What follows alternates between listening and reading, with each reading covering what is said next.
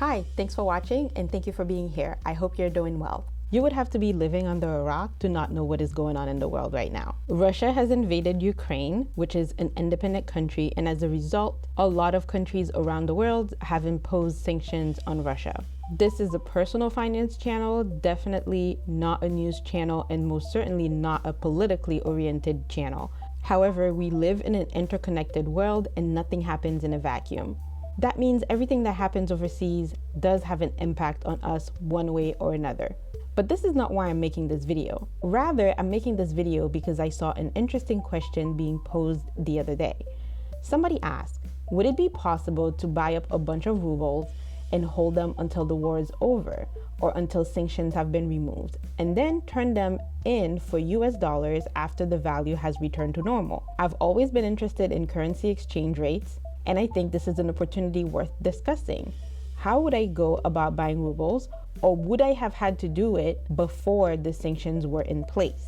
The reason why the person was asking this question is specifically because the value of Russia's currency has dropped dramatically since the sanctions have been put in place. At the time that I'm recording this video, 1 ruble is worth less than 1 penny. The question that I'm going to try to answer today is whether or not this is a good idea, worth considering, or if this is somebody who is way off base. If you're thinking about investing in the Russian economy because you are under the impression that it might bounce back and you might multiply your money several times over, you'll want to watch this video. But first, here's a little bit about me. Hi, welcome to my channel.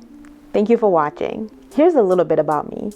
My household consists of myself, my husband, and my toddler. My mom also lives with us, but she's not included in our finances. We live in a high cost of living city in the Northeast. My husband and I both went to graduate school, but fortunately, we no longer have student loan debt. I work in banking and he works in aviation. I take care of the family's finances, and I love my role as the self-appointed CFO. I love to talk about all things money, whether it's investing, saving, or making money. I look forward to sharing a wealth building journey with you. I look forward to getting to know you, and I hope you enjoyed this video. During the week of February 21st, 2022, Russia attacked the Ukraine completely unprovoked. As a result, the United States and its allies decided to impose numerous sanctions on Russian oligarchs who are close to Vladimir Putin, as well as Putin himself. When that did very little to deter the Russian president, countries started talking about removing Russia from SWIFT. SWIFT stands for Society for Worldwide Interchange Financial Telecommunication. It was a system that was established in 1973 to facilitate the flow of money between countries. SWIFT does not execute transfers and does not hold any account. Rather, its role is to transmit messages that correspond with the payment details between the financial institution of one party to the financial institution of the other party. Messages are formatted to what is considered SWIFT standards. There are different codes that indicate both the type of message as well as the different categories for the respective transactions.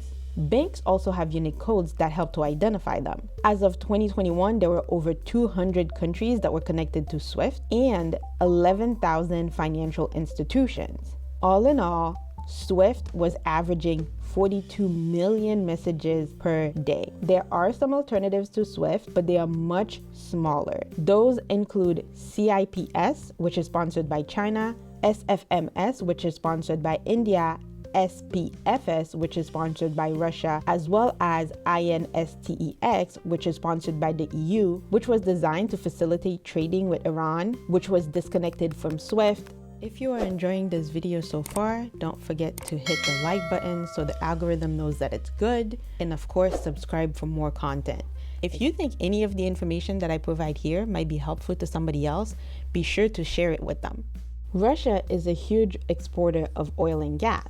It is also heavily reliant on imports. As someone who personally believes that the Cold War never really ended, I was not surprised to hear that Putin had spent the last 2, if not 3 years, winding down the country's exposure to the US dollar. The constant threat of sanctions was a huge motivator for him. By the fourth quarter of 2020, Putin successfully reduced Russia's exposure to the dollar to less than 50%. So when our allies joined us in imposing sanctions as well as removing some Russian banks from SWIFT, the consequences were more severe severe than expected. At the time that I'm recording this video, Russia is in complete meltdown mode. In response to the value of the ruble falling, the Russian central bank increased interest rates from 9% to 20%. They also made the decision to delay opening the market on the Monday after the SWIFT announcement was made. But things started to look so bad that they went from delaying it to not opening the market at all. They also didn't open the following Tuesday.